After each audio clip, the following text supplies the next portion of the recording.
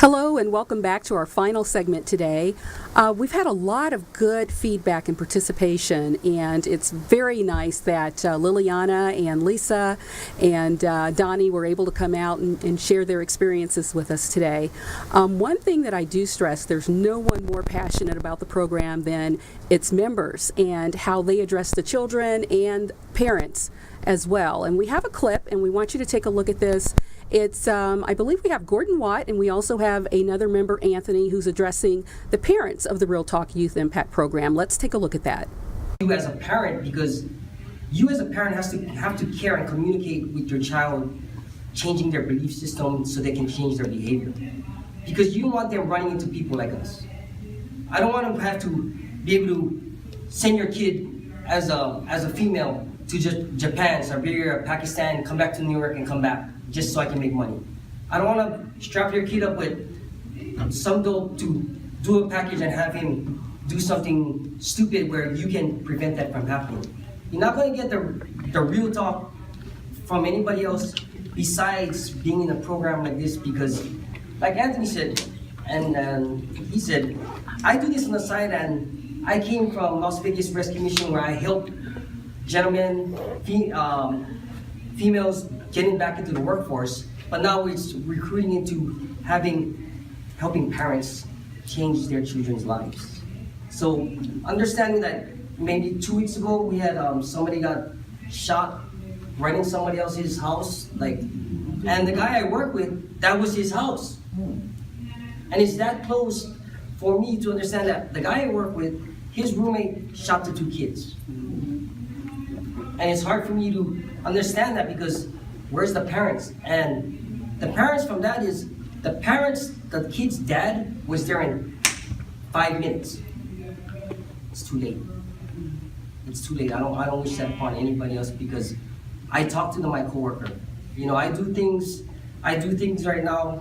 I've done the impossible here, like Anthony said, getting people in the workforce. When I came to Vegas, when I got released from prison in 2012, I'm still, like you said,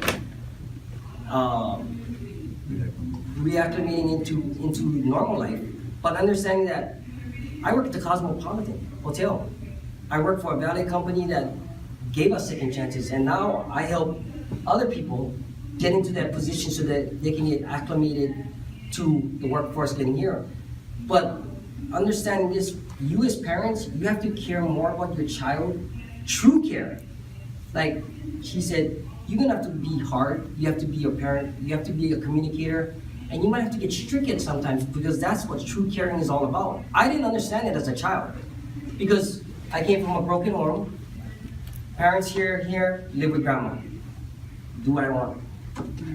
Got involved with gangs, got involved with drugs, I've done things from, put it this way, when I came out in 2012, Honolulu Police Department called me up and they wanted to close some cases.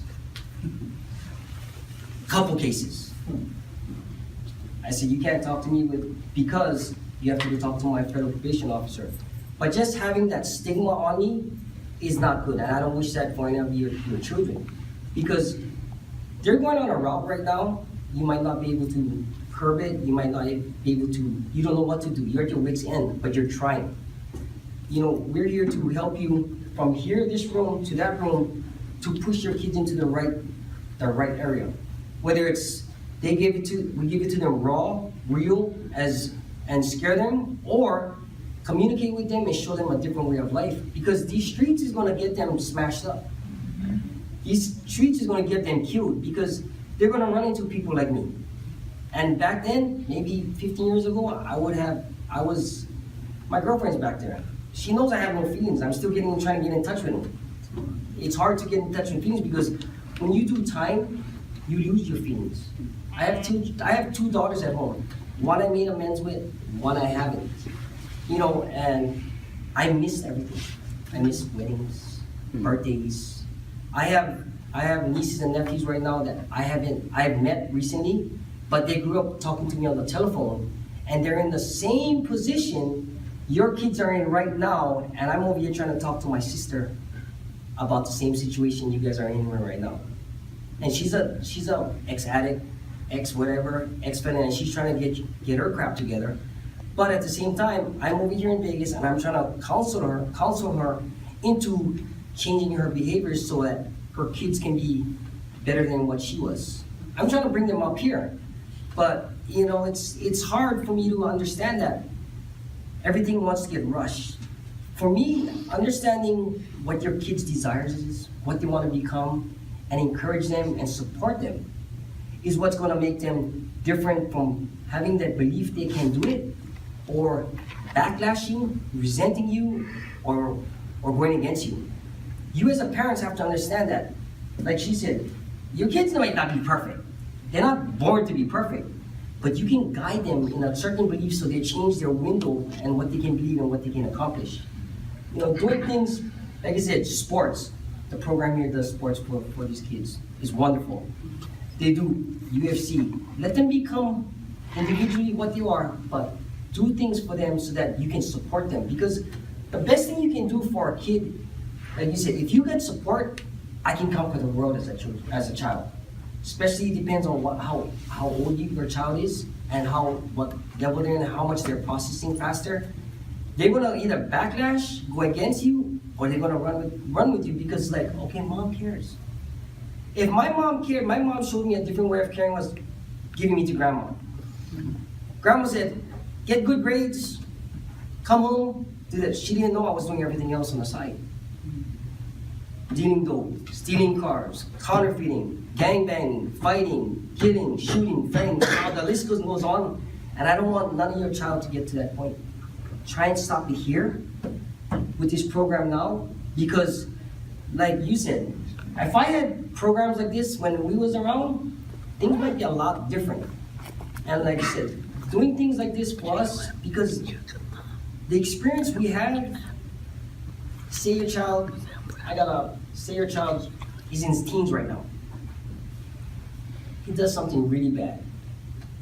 He gets tried as an adult. You will not see him.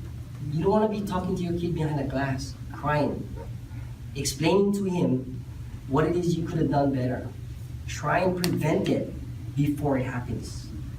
You might, as a parent, might have to change your ways. You might have to change your communication style. You might have to change your beliefs. But you as a parent have to change along with your child.